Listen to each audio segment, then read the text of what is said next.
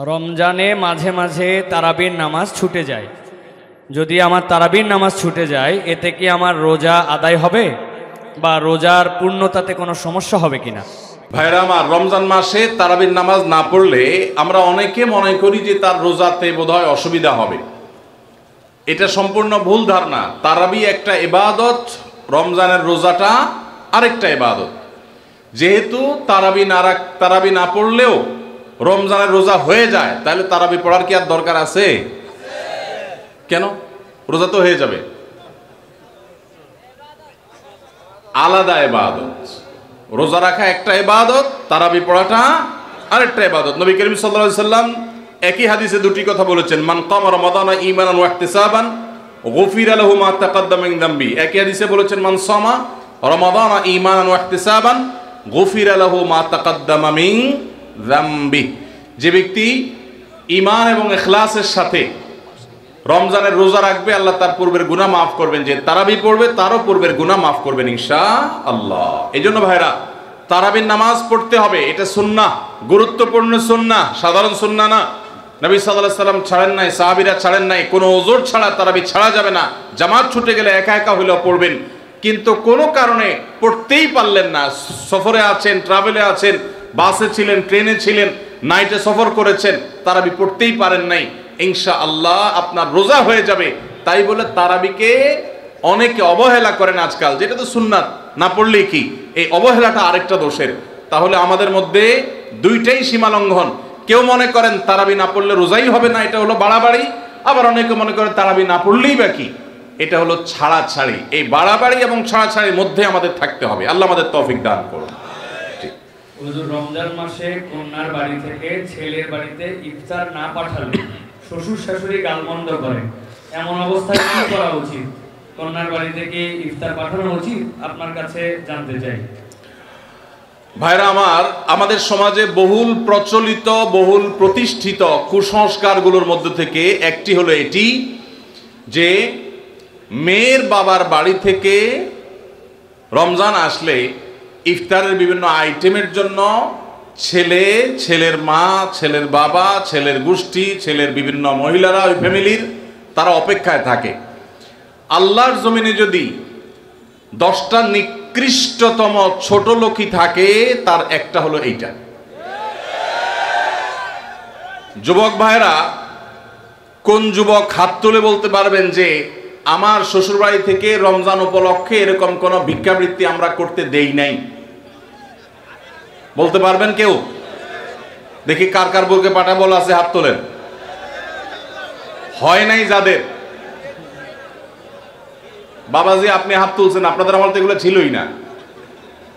আপনি হুদাই ক্রেডিট নিচ্ছেন কেন? এগুলো তো নতুন, আমাদের দেশে নতুন ফিতনা শুরু হয়েছে। এই দাঁড়িয়ালা ভাই, আপনি হাত তুলছেন কি বুঝা? বলেন বলেন, কি বুঝে হাত তুললেন? আপনার শ্বশুরবাড়ি থেকে ইফতার আসে নাই? হ্যাঁ, আসে নাই? বিয়ে করছেন? হ্যাঁ, বিয়ে করছেন, শ্বশুরবাড়ি থেকে ইফতার আসে নাই? গরিব তারা, মানে কারণ কি? ভাইয়েরা আমার, এদেশ থেকে যৌতুককে ওলামায়ে কেরাম মিম্বর থেকে, মাহফিলের মঞ্চ থেকে ঝেঁটিয়ে বিদায় করেছেন, আলহামদুলিল্লাহ। যৌতুকের অভিশাপ থেকে এদেশকে মুক্ত করেছেন ওলামায়ে কেরাম। একচেটিয়া অবদান এদেশের ওলামায়ে কেরামের এই কাজটা। যৌতুক চলে গেলে কি হবে? ইফতারের নামে যৌতুক এখনো বাকি আছে। এইটা আমাদের দূর করতে হবে কি হবে না? অনেক যুবক আছে, তারা বলে যে আমার শ্বশুরবাড়ির লোকেরা খুশি মনে দেয়। ভালো করে শুনে রাখেন, 2 নাম্বারের অপর নাম হলো এখন খুশি মনে দেওয়া। ঘুষখোর সেও বলে খুশি হয়ে দিস, যৌতুকখোর সেও বলে বেহিসাব খুশি হয়ে দিস। শুধু খুশি হয়ে না, জোর করেও দেয়। জোর করে দিবে না, কি করবে? তার মেয়েটার শান্তি দরকার তার।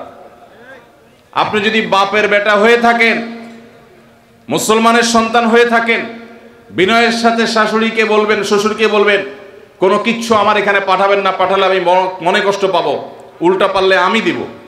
একটা কথা আমি সবসময় বলি ভাই, একটা মেয়েকে কষ্ট করে গর্ভধারণ করা, জন্মের পর থেকে নিয়ে তাদেরকে পড়ালেখা ভরণ পোষণ দিয়ে বড় করে যখন সে সার্বিকভাবে একজন পূর্ণাঙ্গ মানুষে পরিণত হয়েছে, সুশিক্ষিত হয়েছে, সুস্থ সবল হয়েছে, সুঠামদেহী হয়েছে, তখন তাকে ছেলে পক্ষের হাতে তুলে দেয়। সারা জীবন এই মহিলাটার পেছনে ইনভেস্ট করেছে কে? তার বাবা মা। আর ভোগ করছে কে? স্বামী এবং স্বামীর ফ্যামিলি। ঠিক না ঠিক? পড়ালেখা করাইছে মেয়ের বাপ মা, ওই পড়ালেখা দিয়ে, ওই শিক্ষা দিয়া স্বামীর ছেলে মেয়েকে সে পড়ালেখা করায়। ঠিক না ঠিক? রান্না বান্নাটা শিখাইছে তার মা, ওই শিক্ষা দিয়ে রান্না বাড়া করে খাওয়ায় কারে? স্বামীকে, শ্বশুর শাশুড়িকে। ঠিক না ঠিক?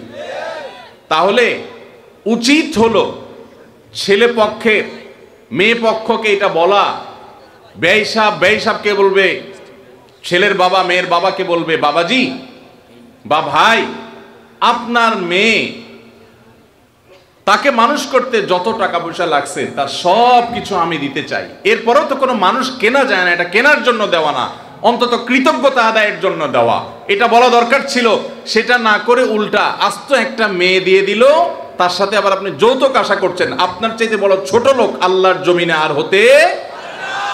এই সমস্ত ভিখারিদেরকে ধরে ধরে আস-সুন্নাহ ফাউন্ডেশন ইফতার প্রজেক্টের জন্য পাঠায় দিবেন। আপনাদের এই মাঠেও ইফতার বিতরণ হয়, যাদের শ্বশুর বাড়ি থেকে ইফতারের দরকার হয় এদের সবাইকে আমাদের ওখানে পাঠায় দিবেন। কথা বুঝে আসছে? এখন এরপর থেকে হুদাই যায় আমাদের ওখানে সিরিয়াল ধরবে। সিরিয়াল ধরলে সবাই ইফতার পাবে।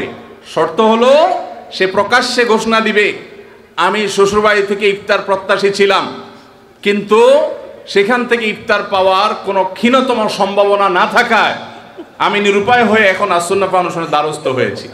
এইটা যদি আপনি ঘোষণা দিতে পারেন আমাদের দিতে কোনো অসুবিধা নেই ইনশাআল্লাহ। ভাইরা আমার, এই কুসংস্কার আমরা দূর করবো তো ইনশাআল্লাহ। খুশি মনে বলতে কোনো কিচ্ছু নাই। খবরদার, মেয়ে পক্ষ যদি ইফতার পাঠায় ছেলে পক্ষ পাঠায় না কেন? মেয়ে পক্ষ যদি 2 আনা পাঠায় ছেলে পক্ষ 4 আনা পাঠানো উচিত। অনেক মহিলারা আছে ফ্যামিলির, তারা খোঁচাখুচি করে বৌমাকে। আল্লাহ আমাদের এই কুসংস্কার থেকে মুক্ত থাকার তৌফিক দান করুন। সুবর্ণ সুযোগ আপনারা হাতছাড়া করবেন না। আল্লাহ তাআলা এই মাদ্রাসাকে দ্বীনের মার্কাজ হিসাবে, ইলমের মার্কাজ হিসাবে কবুল এবং মঞ্জুর করুন। আমাদেরকে আল্লাহ তাআলা ইখলাসের সাথে কাজ করবার তৌফিক দান করুন।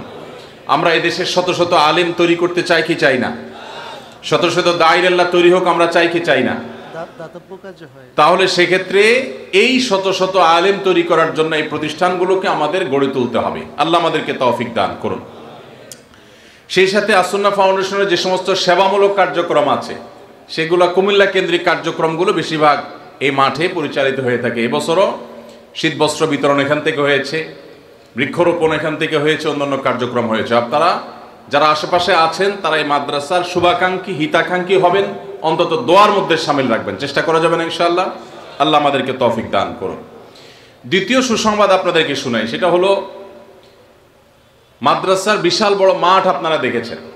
আজকাল স্কুল বলেন মাদ্রাসা বলেন শিক্ষা প্রতিষ্ঠানে বাচ্চাদের দৌড়াদৌড়ি করার মতো, খেলাধুলা করার মতো খোলামেলা মাঠের বড় অভাব। মফস্বলের প্রাইভেট স্কুল বা মাদ্রাসাগুলো পর্যন্ত ছোট ছোট ফ্ল্যাট বাড়ি নিয়ে করা হয়, সেগুলোতে বাচ্চাদের দম ফেলার মতো সুযোগ হয় না। বাসায়ও সারাদিন বন্দি থাকে, মাদ্রাসা বা স্কুলে থাকলেও বন্দি থাকে। বাচ্চাদের বিকাশ কিভাবে হবে সুস্থভাবে? আপনারা দেখছেন এখানে মেইন রোডের সাথেই জায়গার কত মূল্য। এই পুরো জায়গাটা বাচ্চাদের খেলাধুলার জন্য ওপেন রাখা হয়েছে। এইটাকে আরো কার্যকরভাবে ব্যবহার করার জন্য একটা উদ্যোগ নেওয়ার কথা আমরা পরিকল্পনা করছি, ভাবছি, কিছুটা অগ্রসর হয়েছে। আপনাদের দোয়া দরকার যাতে আল্লাহ বাস্তবায়ন করে। 10 থেকে 15 লক্ষ টাকা খরচ করে, এই টাকার ব্যবস্থা আমাদের কাছে নাই, আমরা দোয়া দুরুদ পড়তেছি আল্লাহ যেন ব্যবস্থা করে দেন। আমরা ইনশাআল্লাহ মাঠের এক পাশ থেকে যতদূর যায় আমরা অনেকগুলো রাইডের ব্যবস্থা করব, যে পুরা দেবিদ্বার থানায় কোথাও এগুলো নাই।